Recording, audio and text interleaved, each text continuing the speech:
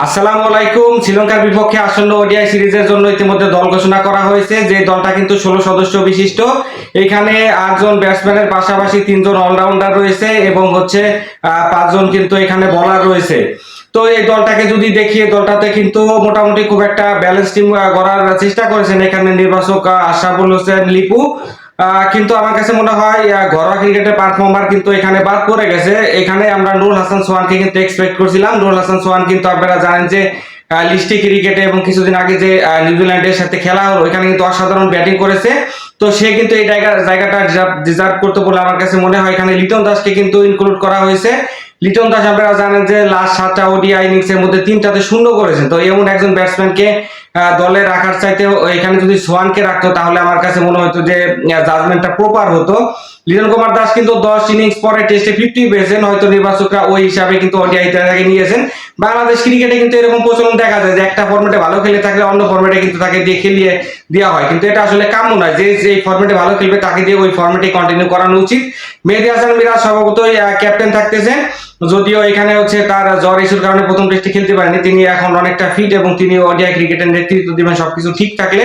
এখানে যদি batting top অর্ডারে আমাদের রয়েছে এই স্কোয়াডে তানজিদ তামিম, পাশাপাশি পারভেজ হোসেন ইমন, এই দুজনে কিন্তু টি20 ক্রিকেটে খুব ভালো খেলে।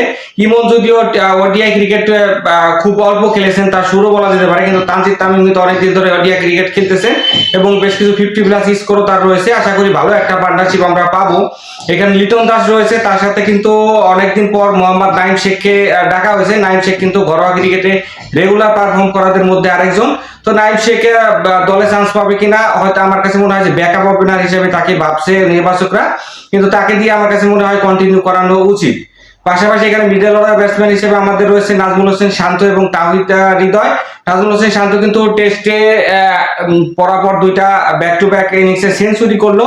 ওডিআই ক্রিকেটে মোটামুটি খুব একটা খারাপ না তার পারফর্ম, কিন্তু তাওহিদ হৃদয় কিন্তু এক্সপেকটেশন অনুযায়ী একদম খেলতে পারতেছেন না। তো তার কাছ থেকে এই সিরিজে কিন্তু আমরা ভালো কিছু আশা করতেই পারি। পাশাপাশি জাকির আলী অনিক রয়েছে। আমাদের যতগুলো ব্যাটসম্যান রয়েছে ওডিআই ক্রিকেটে সবচাইতে পারফর্মার জাকির আলী অনিক। তিনি কোনো ধারাবাহিকভাবে পারফর্ম করে যাচ্ছেন এবং মিডল অর্ডারের নির্ভরযোগ্য একজন ব্যাটসম্যানও তিনি হয়ে উঠতে পারেন, যেহেতু মাহমুদুল্লাহ এবং মুশফিক দুই ভাইরা ভাই কিন্তু অবসর নিয়ে সেখানে জাকির আলীকে কিন্তু বড় একটা রোল প্লে করতে হবে ফিনিশিং এ। এখানে শামীম হোসেন পাটোয়ারিকেও ডাকা হয়েছে। পাটোয়ারি কিন্তু টি20তে রেগুলার হলেও ওডিআই ক্রিকেটে রেগুলার না। মাত্র 4টা ওডিআই বাংলাদেশের লাল সবুজ জার্সিতে খেলার সুযোগ পেয়েছেন, সেখানে মাত্র 33 রান করেছেন। তার এভারেজ 8। তিনিও কিন্তু এখানে ভালো করার চেষ্টা করবেন। এখানে মেহেদী হাসান মিরাজ রয়েছে আমাদের অলরাউন্ডার এবং ক্যাপ্টেন। তিনি কিন্তু উপরে মিডল অর্ডারে এবং লেট মিডল অর্ডারে ব্যাট করতে পারেন, যে কোনো জায়গায় খেলানো হোক না কেন সিচুয়েশন অনুযায়ী। তার সাথে রিশাদ হোসেন কিন্তু আরেকজন অলরাউন্ডার রয়েছেন, শেষের দিকে গিয়ে ব্যাটটাও ভালো চালাতে পারেন।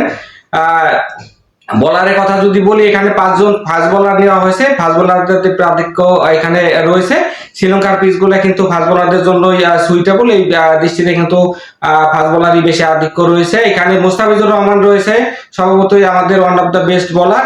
পাশাপাশি তাসকিন আহমেদ কিন্তু ইনজুরি পর ফিরেছেন, কতটুকু রিদমে ফিরতে পারেন এটা দেখার বিষয়। নাহিদ রানা রয়েছে এবং হাসান মাহমুদ রয়েছে, দুজনে কিন্তু প্রুভেন বোলার। পাশাপাশি কিন্তু আমাদের এখানে তানজিম সাকিবও রয়েছে। সাকিবকে কিন্তু টেস্টে রেস্ট দেওয়া হলে ওডিআই ক্রিকেটে কিন্তু ব্যাক করানো হয়েছে। তিনিও কিন্তু ব্যাট হাতেও কিন্তু যথেষ্ট ভূমিকা পালন করতে পারেন। এই জন্য অলরাউন্ডার হিসাবে পরবর্তীতে আমরা কিন্তু তানজিম সাকিবকে চিন্তা করলেও করতে পারি এবং তানভীর ইসলামকে রাখা হয়েছে স্পিনার বোলার হিসেবে। লেফট স্পিনার কিন্তু একজনই, এখানে তানভীর ইসলাম। তো তার কিন্তু দলের খেলার সম্ভাবনা যথেষ্ট পরিমাণে আমি দেখতেছি। তো বাংলাদেশের এই স্কোয়াড নিয়ে অনেক সমালোচনা থাকলে আমার কাছে মনে হয় যে স্কোয়াডটা খুব একটা খারাপ হয়নি। যাদের দিয়েছে তাদের উপরে আস্থা আমাদের রাখতে হবে এবং এই দলটা আশা করি খুব ভালো একটা কিছু আমাদের উপহার দেবে। সকলে ভালো থাকবেন, আল্লাহ হাফেজ।